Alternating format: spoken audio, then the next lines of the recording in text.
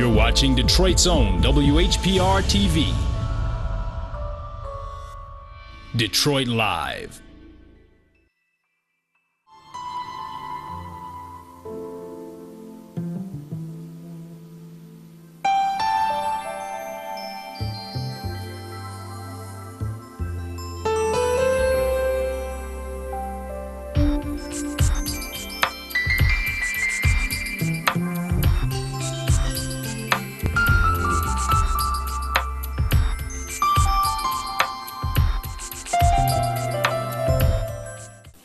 Good afternoon, and welcome to the Partnership for a Drug-Free Detroit. We'd like to welcome everybody from the city of Detroit and across Wayne County to our show. Many of you are familiar with watching the show when we were broadcasting out of the city council chambers, but now we are using a new format and taking advantage of some new opportunities. First of all, my name is Marcel Arbuckle. I'm the Executive Director of the Center for Urban Youth and Family Development. And I'd like to introduce a couple of my guests today. We will have here with us Ms. Artina Hartman, who is the Executive Director of Mac Alive and the Chief Operating Officer for the Partnership for a Drug-Free Detroit, as well as Dr. Calvin Trent. And we'll let them tell us a little bit more about themselves and the organization. Well, thank you so much, Mr. Arbuckle, and I'm excited. I'm excited because the Partnership for a Drug-Free Detroit is still alive and well, and we want everyone to understand that we're all in this together. Why is the partnership over at Mac Alive, someone asked? Well, let me just say this, that we know things change. The only thing constant in life is change. But we did not want to give up on the partnership. So one of its co-founders, the Honorable Alberta Tenzi Salabi, said, well, you know what? Let's bring it to Mac Alive so we can keep it going. And so we're over at Mac Alive only because things changed. But you know what? We are still here, and we still want you to know that there is help in the community and that treatment does work. And we are so honored to have as our first guest one of the other co-founders of the Partnership for Drug-Free Detroit, Dr. Calvin Trent. And what we'd like to ask Dr. Calvin Trent is to tell us all about the partnership, how to get started. Oh, fantastic. Well, you know, the partnership is just a jewel, has been a jewel since 1995. Wonderful. You know, the Partnership for a Drug-Free Detroit came about as a city council task force. Okay. You know, and although there had been a lot of other work being done, but the purpose was to make sure that there was a prevention of drug abuse and safety issues in our community. And, you know, prevention is probably the most important thing that we do Absolutely. in terms of any health issue, you know, but particularly with drug abuse and the many problems that it causes in our community, you know, we have to be vigilant all the time, particularly with our kids, to make sure that, you know, they have opportunities to understand the possible ramifications of them dealing with drugs. You know, and so this task force was formed in 1995, and over the years, I think from 1998 for what, 10 years? Mm-hmm. We were at City Council. You know, I think it was the last Thursday of the month. Yes. We had our program there, and we were able to let people in the recovery community, people in the community in general, come and have a forum where we could talk to the community about the issues of substance abuse, addiction, and prevention, you know, primarily.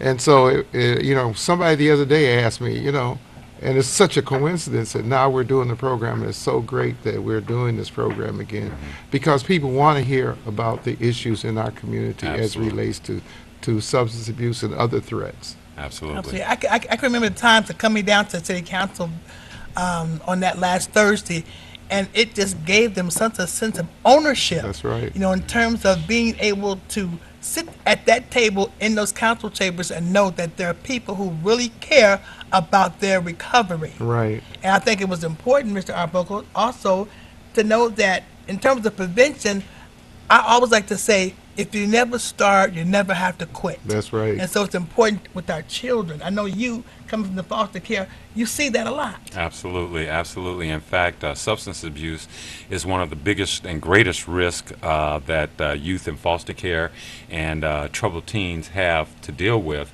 that are an impediment to their success and their ability to achieve.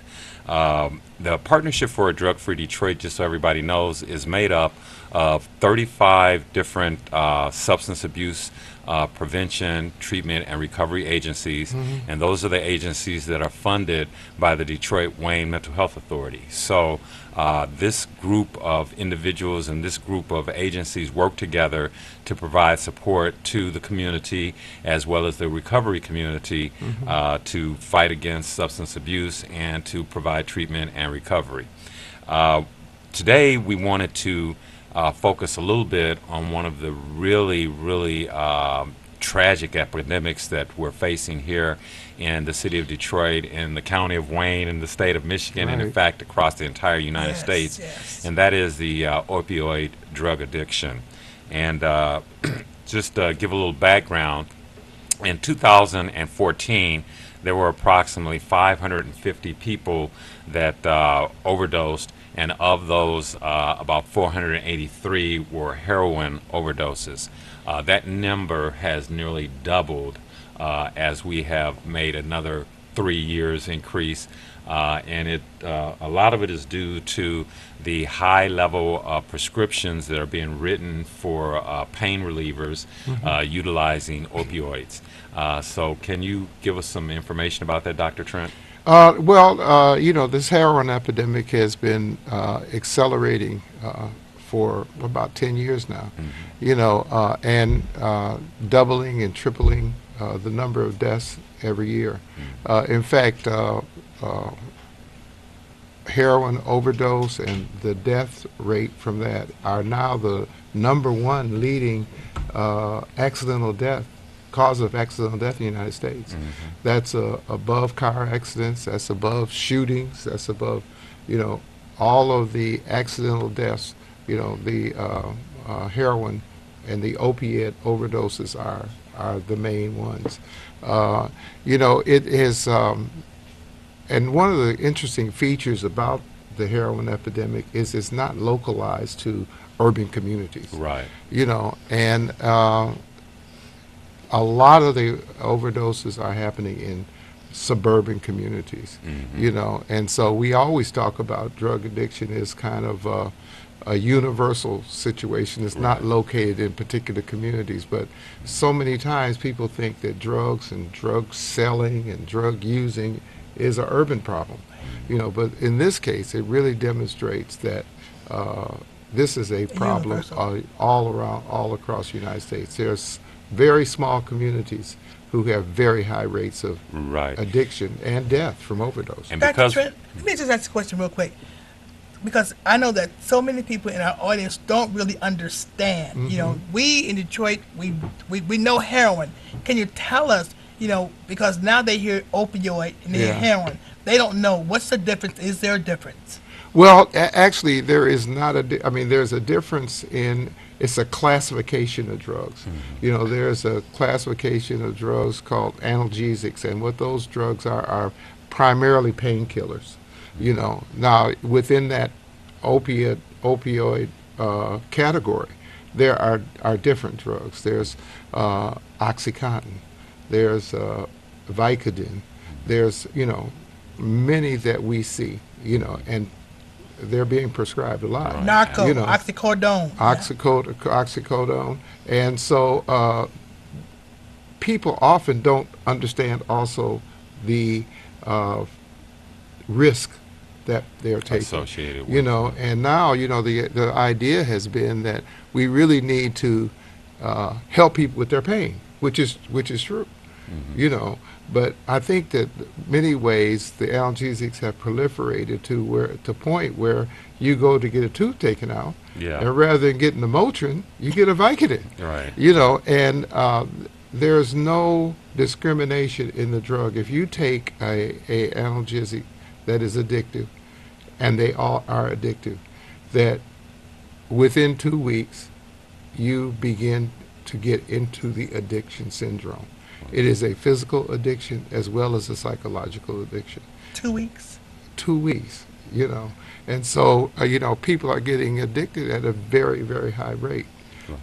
Well, this past June, Governor Snyder established a task force on opioid and drug addiction. In fact, it's called the Michigan Prescription Drug and Opioid Abuse Commission, and it was established on June 23rd to help reduce the opioid epidemic in Michigan and to assure health and safety of Michigan residents.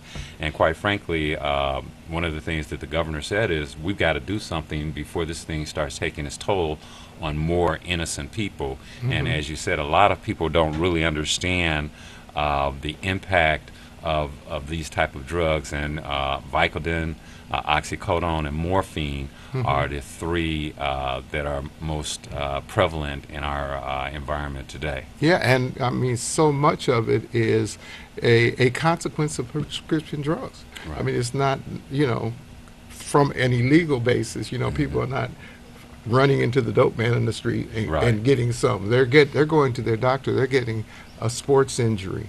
They're getting a toothache. They're getting some injury, and then they're getting prescribed, and not, I believe, with the adequate information to really understand, the consequences And the impact. And yeah. then so you get oxycodone, or you get analgesic, and once the doctor stops prescribing it, then you're left in a situation where you're now you have a physical addiction, and you get sick if you don't have it, and so people are going out into the black community, market, yeah. to the black market to get the drug. Dr. Trent, do you think that the doctors who are prescribing these drugs, do they understand what they've done to the American people?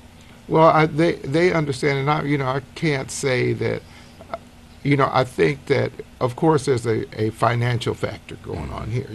I mean, drugs are just proliferate our whole life. Right. Pharmaceutical manufacturers now, that's a multi-billion-dollar industry, and I don't think that we can focus in on, say, any one doctor in particular, even though there have been some that obviously wanted to take advantage of the financial windfall that is associated with writing these prescriptions.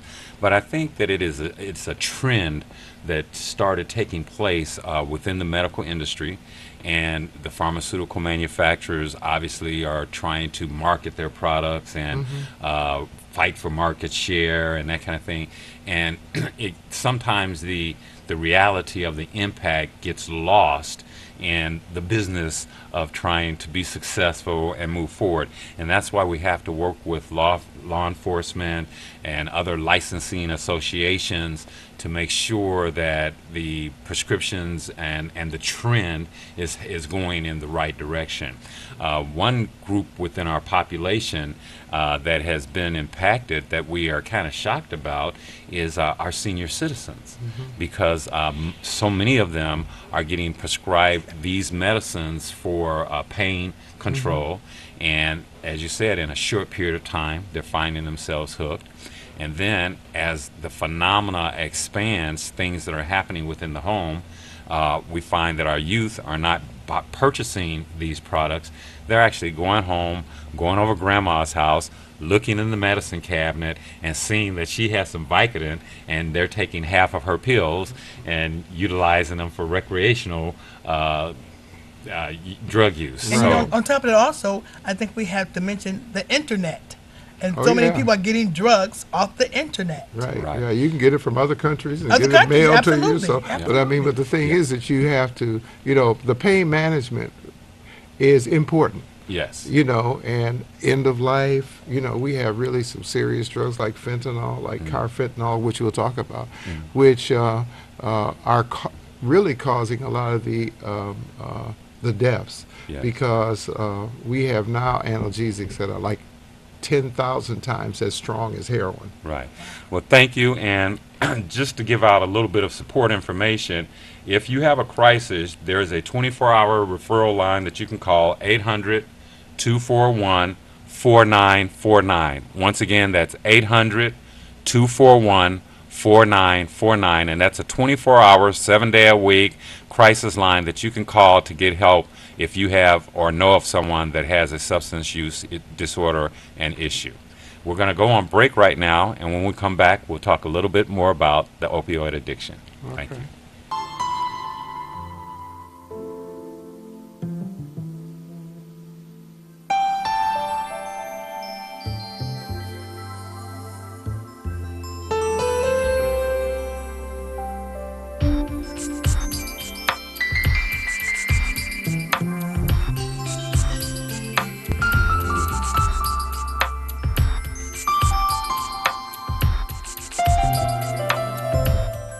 Welcome back, and we thank you for participating in this episode of the Partnership for a Drug-Free Detroit. And one of the things that we want to make you aware of is the fact that in future episodes, and this show will be coming on for the next 5 months or 6 months, and it'll always air from 3:30 to 4 p.m. on the third Thursday of the month. So watch for the show, prepare yourselves. If you have questions, we're going to establish a call-in line. The call-in numbers will be 313-868-0342, 313-868-0351, or 313-868-4336. And you'll be able to call in and ask your questions and get some information and feedback from the members of the panel. But right now, we're going to go back to the panel and talk a little bit more about the opioid addiction here in the Wayne County and the city of Detroit. And you mentioned some drugs earlier, carfentanil and some of the other analgesics that are more potent. And we're starting to find that some of the products that you find on the street are laced with those substances. You want to elaborate on that a little bit? That's the cause of many of the overdoses. Many people who are addicted to heroin know what their what their need is. Yeah. And they're able to, of course, they're either injecting or they're snorting the product. Mm-hmm. Well, there's no FDA out there, right. So when you're buying street drugs, you really don't know what's in them. That's right. And many times they're laced with much stronger drugs. Fentanyl is a horse tranquilizer, that was developed to tranquilize horses, which are bigger than people, and a little bit of fentanyl is, like I said, 10,000 times stronger than the same amount of heroin. Well, that is laced, so a individual who uses takes his regular dose or her regular dose and ends up in an overdose situation. Yes. Where they're beginning to overdose. And we probably need to kind of talk about what does that look like, and what are the, what do you do in the case that somebody is overdosing in your presence? And I'm very glad that you brought that up because one of the initiatives that the Detroit Wayne Mental Health Authority has rolled out across all of the partnership is to provide the Narcan overdose naloxone. I get my tongue tied on that. But they're providing kits that are free of charge, and you can utilize these kits to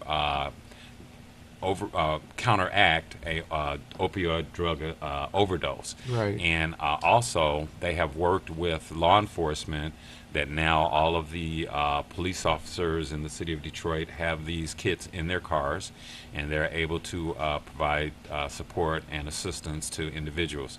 Another thing that has happened is that laws have been instituted that will allow a person to now call in and report that this person I'm sitting here getting high with is overdosed, and I'm not going to get arrested for being a good Samaritan. Right. And we found that was a phenomena that was occurring, that a lot of drug users don't actually get high alone. Mm-hmm. They're with other people, and a person is sitting there watching them go into an overdose condition, but they were afraid to call in and get some support and some help because I'm breaking the law by utilizing the substance. So the Good Samaritan law has been instituted so that now you can call in and report that a person needs assistance without getting Or yourself. actually take them to the hospital. Yes, you can actually take know. them to the You know, hospital. one thing I've noticed is that, and maybe Dr. Trent, I said when I first came about this, I said I'm going to play devil's advocate Yeah. because I want to know. Uh-huh. Since 1987, the Partnership for Drug-Free Detroit was in existence. Okay, why now, all of a sudden, the federal government wants to put 34 billion, was it 52 billion dollars in the opioid addiction? Dr. Trent, why is that? Why now? Well, I mean, I guess it's a complicated answer, but I think that the main answer was what we talked about before. I mean, is who is impacting. The opiate epidemic is impacting everybody, but the distribution of it is more in the majority population. It's not the drug of choice of the minority population. So consequently, like here, when we have more overdoses in our rural communities and in our white communities than we have in our Black and Latino communities and our urban communities. So I think that incentivizes the majority of the political people who are also of that same, the same race. And I'm not against it. I mean, I'm glad that they finally come to their Oh, senses. definitely. I'm just wondering what could we have done differently if we'd had those kind of funds, back 20 years ago. Right, right. Maybe the addiction wouldn't be as bad as it is today. Right. If we could put more money into prevention. And that's my problem, is that they don't really understand prevention works. We need to be in these schools. We need to be in these on the college campuses, encouraging people, don't start. If you don't start, you never have to quit. Right. And these are the consequences if you Right. do. This is what happens. Right. Well, education is so important for everybody. The whole issue of marijuana and it looks like the subsequent legalization of marijuana is coming because people want to tax dollars and that. But what happens with the kids is they see everybody everywhere, and so they begin to think there's no danger. Right. There is no problem here. Well, it may not be a problem for two people, but that third person may have a problem. Serious problem. The same thing happened when we had the casinos came in town. Well, gambling may be just a pastime for some people, but some other people it's not just a pastime. Right. It becomes an addiction. An addiction. Absolutely. You know what I mean? So we always have to be making sure that our kids understand that there can be a problem. And if there is a problem, then they need to be able to get services as quickly as possible. Right. And that's one of the things that the Partnership for a Drug-Free Detroit and our coalition of substance abuse treatment, recovery, and prevention providers are here for, and that is to provide the support that you need to get any assistance that you might be required. If you're a teenager and you find yourself in a crisis, not only with substance abuse, but in depression or in a state of thinking about suicide or any of those kind of things, be willing to call 313-833-2500. And if you're an individual that finds yourself caught in substance abuse and addiction, call our 24-hour crisis line, and we will connect you with a provider in your area. That number, once again, is 800-241-4949. And then my agency, the Center for Urban Youth and Family Development, is located at 15827 Indiana Street on Detroit's west side. And the number there is 313-340-3101. And then we have Mac Alive, which is located at 3746 Fisher Street on Detroit's east side, right at the corner of Fisher and Mac. And you can call over there. The number there is 313-824-3900. Once again, that's 313-824-3900. 3900. And then, Dr. Trent, tell us a little bit about your organization, REAL. Well, we have an organization, Recovery, Education, Advocacy, and Leadership. And it's an organization that was formed by the recovery community to help support, people in the recovery community want to give back to others, and share their experiences to make sure that they can give people an understanding of, one, the fact that addiction does exist, but two, the fact that something I never knew is that recovery actually happens. Yes. And I think it's so important for us to share that with the parents and the people in the community. Right. I mean, Recovery so works. many times we see somebody that has got addicted, and it's not an easy thing. But in my family, I didn't experience I didn't experience anybody that was in recovery. My family members died in their addiction or went to prison in their addiction. And how does someone get in touch with REAL? What are the Well, you can. We are located at 1145 West Grand Boulevard, and you can call us at 313-324-8900, or you can call Detroit Recovery Project, and that is 313-365-3100.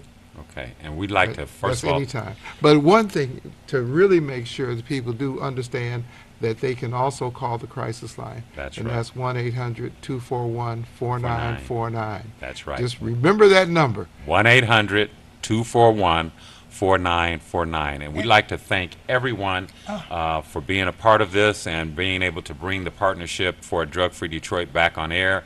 We want to give a special shout out to the Detroit Wayne Mental Health Authority and appreciation for their funding and their support. We'd like to thank all of our partners that are part of the Partnership for a Drug-Free Detroit. And last but not least, please remember, if you have an issue, call our crisis line at 1-800-241-4949. And that number is available for you 24 hours a day, 7 days a week. Once again, that's 1-800-241-4949. Let's keep Detroit drug-free.